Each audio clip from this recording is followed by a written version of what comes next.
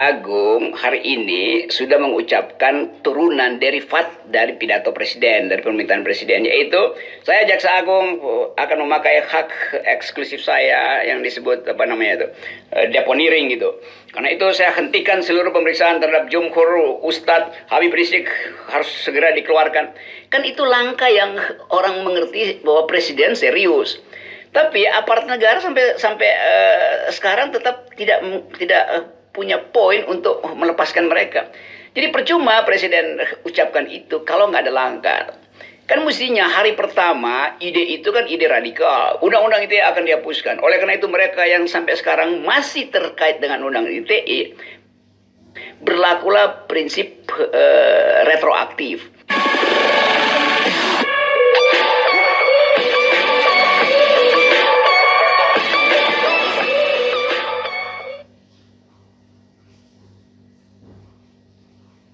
Itu betul tuh. Beliau sekedar tes ombak tuh, seberapa serius tanggapan publik. Tapi saya anggap publik nggak akan layani itu karena berkali-kali ombaknya ombak palsu, jadi nggak perlu terlalu diperhatikan lah. Ini angin sorga, banyak angin sorga hari-hari ini. False wave.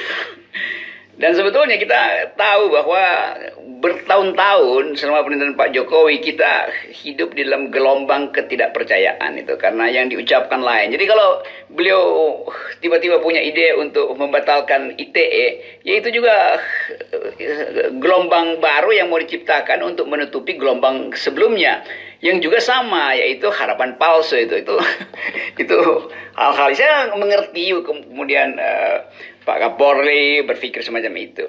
Tapi kalau saya mau terangkan secara sedikit akademis, undang-undang ITE itu cuma alat. Jadi peralatan dari istana untuk mengendalikan oposisi itu. Jadi poinnya bukan pada undang-undang ITE, tetapi pada ada tidaknya oposisi. Kan percuma undang-undang ITE direvisi tapi oposisi tidak diakui oleh pemerintah. Lah Presiden Jokowi sendiri yang menyebutkan negeri ini demokrasi kita tidak memerlukan oposisi karena kita Pancasilais. Jadi cara berpikir presiden udah final buat dia tidak menghendaki oposisi. Oleh karena itu kalau ada oposisi undang-undang ITE ya bisa diabaikan. Nanti pakai undang-undang lain yang lebih berat, pidana macam-macam kan. Jadi kelihatannya begitu. Nah poin ini yang mestinya dimengerti oleh publik bahwa itu sama dengan misalnya ada orang komplain bahwa hiking itu kakinya sakit itu. Kenapa? Karena sepatunya kekecilan. Oleh karena itu dia ganti sepatu yang kegedean, tetap juga sakit gitu. Karena yang kekecilan bukan sepatunya, tapi otaknya kekecilan. Karena dia salah melangkah. Orang pakai sepatu apapun, kalau melangkahnya hiking itu langkah pocong, lompat-lompat, itu pasti sakit kakinya tuh kan. Jadi cara melangkah itu yang harus diperbaiki. Nah, dalam soal politik, Presiden Jokowi justru harus memperbaiki cara dia melangkah di dalam track demokrasi gitu, bukan dengan mensponsori dinasti, bukan dengan mensponsori omnibus law. Jadi soal-soal semacam itu sebetulnya tuh membiarkan korupsi di lingkaran dalamnya tuh. Jadi itu yang harusnya diperbaiki, bukan sekedar ucapin undang-undang ITE lalu semuanya simsalabim selesai gitu, enggak. Jadi ini lebih mendasar, yaitu cara Presiden Jokowi, cara istana secara keseluruhan menghormati oposisi. Karena begitu harus diaktifkan oposisi. Jadi kalau dikatakan silakan kita revisi undang-undang ITE, iya, tetapi oposisi sudah diserap ke istana. Lalu siapa yang mau bicara? Kan nggak ada kan? Gitulah dimensinya. Itu hanya bisa terjadi kalau ada satu paket yang betul-betul orang perlihatkan bahwa Presiden Jokowi mengerti demokrasi. Kalau itu orang pahami mau pakai perbanyak aja segala macam undang-undang tuh. Tetapi kalau kekuasaan itu tidak paham tentang demokrasi, percuma, nggak ada gunanya tuh. Karena nanti juga intelijen akan cari cara supaya memuaskan keinginan presiden agar supaya oposisi tidak ada. Jadi presiden mesti datang dengan pidato baru bahwa saya bersalah selama ini karena menganggap oposisi itu buruk. Oleh karena itu saya revisi cara saya berpikir. Bukan undang-undangnya yang direvisi, cara beliau berpikir tentang demokrasi. Dulu saya katakan bahwa oposisi itu tidak dikenal di dalam masyarakat Pancasila. Sekarang saya revisi itu, bahwa oposisi itu penting. Oleh karena itu saya tidak akan lagi membujuk-bujuk orang untuk masuk dalam kabinet sehingga di luar sana tidak ada oposisi. Kan itu yang mestinya jadi dasar presiden untuk membujuk kembali masyarakat sipil. Jadi kalau tetap oposisi nggak dianggap, undang-undang ITE itu direvisi, ya orang ketawa lagi. Jadi sekali lagi yang mesti direvisi adalah isi kepala presiden sebagai kepala negara. Tentu saya mau sebut itu sebagai kepala negara. Karena beliau salah mengartikan demokrasi. Itu soalnya. Kan selalu mau mengkooptasi, mau memasukkan orang-orang kritis ke dalam kekuasaan. Nah, itu yang mestinya direvisi. Jadi undang-undang ITE sekali lagi itu cuma bungkus aja dari isi politik yang anti oposisi. Kalau saya bisa tambahkan, kalau Presiden Jokowi mau konsisten, jangan pilih rektor, biarkan rektor dipilih oleh sivitas akademika sendiri. Itu baru konsisten. Undang-undang ITE direvisi, tetapi rektor tetap dipilih oleh presiden. Nah, itu berarti dari awal rektor pasti akan memuji-muji presiden. Demikian juga akademisi yang lain tuh. Itu aja, simple sebetulnya. Kalau pikiran beliau bermutu, kalau apa yang diucapkan presiden itu bermutu, maka Jaksa Agung hari ini sudah mengucapkan turunan derivat dari pidato presiden, dari permintaan presiden, yaitu saya Jaksa Agung akan memakai hak eksklusif saya yang disebut deponering gitu. Karena itu saya hentikan seluruh pemeriksaan terhadap Jumhur Ustadz Habib Rizik harus segera dikeluarkan. Kan itu langkah yang orang mengerti bahwa presiden serius. Tapi aparat negara sampai sekarang tetap tidak punya poin untuk melepaskan mereka. Jadi percuma presiden ucapkan itu kalau nggak ada langkah. Kan mestinya hari pertama ide itu kan ide radikal. Undang-undang ITE akan dihapuskan. Oleh karena itu mereka yang sampai sekarang masih terkait dengan undang-undang ITE, berlakulah prinsip retroaktif. Artinya hentikan sejak sekarang. Karena presiden punya maksud lain dalam upaya membangun demokrasi. Kan mesti begitu. Atau kita tunggu aja nih jam 10 pagi. Ada nggak Jaksa Agung atau pihak-pihak kekuasaan, Menko Polhukam atau Menteri Hukum dan HAM langsung mengaktifkan akalnya untuk melayani permintaan presiden. Itu soalnya kan. Jadi di belakang ini sebetulnya ada permainan isu aja. Ya oke lah, saya mungkin besok ada revisi ITS kecil, tapi kebebasan pers tetap dikontrol, tapi kebebasan akademis tidak bisa dimaksimalkan, tapi Habib Rizik tidak boleh dikunjungi keluarga, tapi Jumhur harus ikuti proses hukum segala macam. Jadi ini tukar tambah yang timpang sebetulnya. Ide yang bagus itu, ide yang bermutu harusnya diikuti dengan langkah yang bermutu juga tuh. Dan sekali lagi saya mau terangkan bahwa intinya adalah istana tidak paham demokrasi. Kalau dia paham demokrasi, maka problemnya bukan sekedar pada undang-undang ITE, tapi pada aturan kebebasan berpolitik, aturan threshold juga mesti dihilangkan kalau begitu tuh. Karena soal semacam ini berkaitan dengan threshold. Buat apa undang-undang ITE itu direvisi?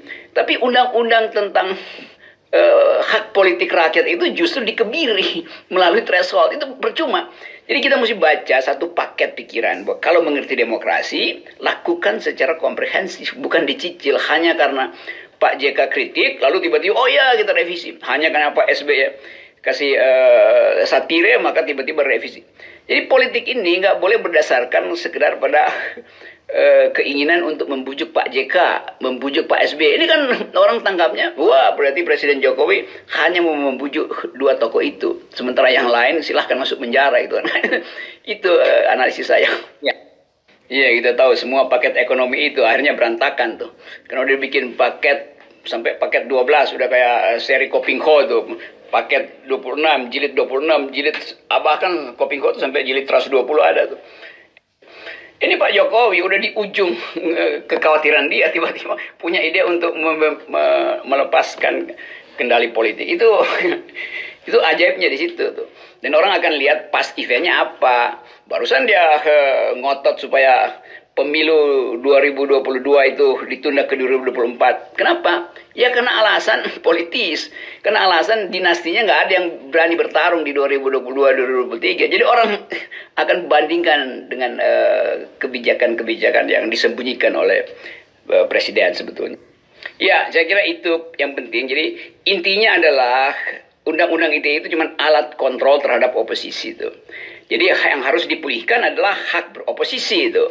Itu intinya itu. Yang kedua, kegiatan mahasiswa kampus itu harus dibebaskan dari pengendalian kekuasaan. Nah sekarang kultur akademis kita nol. Itu yang menyebabkan kampus jadi extension dari kekuasaan yang berlaku di ITB sekarang. Jadi sekali lagi, semua ide itu harus kita tempatkan dalam konteks. Nah konteks besar kita adalah istana harus pelajari lagi kemampuan mereka untuk menghasilkan politik demokratis. Baru bicara tentang hal-hal teknis. Jadi jangan sogok Pak JK dan Pak SBY dengan soal undang-undang ITE itu.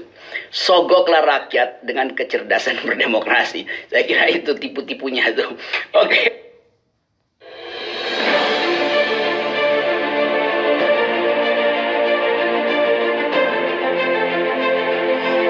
Kami hadir persis di kilometer 50 ini ingin mengingat kembali peristiwa terjadinya, peristiwa hilangnya nyawa pemuda yang ada di negeri ini, hilangnya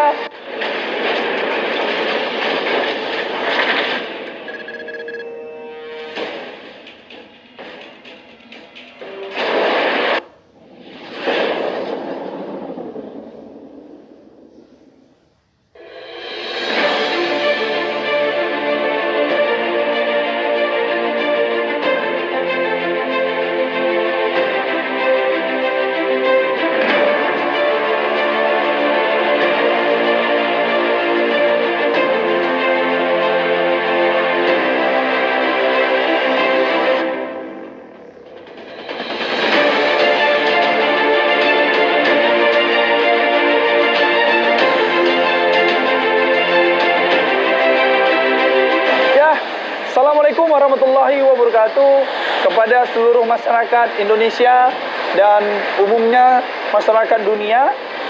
Kita masih ingat atau sudah rada-rada lupa seperti yang Anda lihat hari ini persis di kilometer 50. Ada apa di kilometer 50? Di kilometer 50 ini di tanggal 7 Desember 2020 yang lalu, atau lebih kurang 70 hari yang lalu dari hari sekarang, ini hari Kamis tanggal 18 Februari 2021. Jadi lebih kurang 70 hari kami hadir persis di kilometer 50 ini ingin mengingat kembali peristiwa terjadinya, peristiwa hilangnya nyawa pemuda yang ada di negeri ini, hilangnya atau syahidnya 6 pemuda di negeri ini. Ini mesti diusut tuntas. Jangan sampai beritanya, jangan sampai yang namanya pemberitaan hilang karena sudah melampaui lebih dari 2 bulan. Tapi mestinya ini menjadi tolak ukur bagi kita.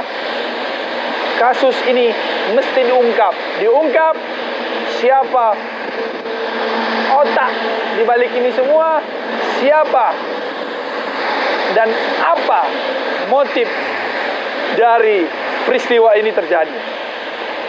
Tidak ada alasan hukum apapun yang dapat mensahkan hilangnya atau dibunuhnya nyawa seseorang, apalagi jumlahnya 6 syuhada ini. Ini kita melihat, ini awalnya adalah rest area, tempat berhentinya kendaraan yang mungkin dari Bogor atau dari Jakarta yang ingin pergi ke Bandung, yang mereka lelah atau ingin makan atau santai sejenak. Ini tempatnya. Tetapi peristiwa itu terjadi, ini lokasi ini rata. Sekarang ini rata, masih kita melihat ada alat beratnya di sana. Jangan sampai dengan hilangnya bangunan ini, dengan ratanya bangunan ini, hilang pula isu, hilang pula yang namanya proses untuk membongkar peristiwa kilometer 50 ini. Siapapun pelakunya mesti diadili dan mesti ada yang bertanggung jawab akan hal ini. Tentunya kepada pemangku kekuasaan, tentunya bagi pejabat kekuasaan yang memerintah hari ini. Mestinya yang paling bertanggung jawab ini adalah Bapak Presiden Joko Widodo, agar ini dituntaskan, agar kita bisa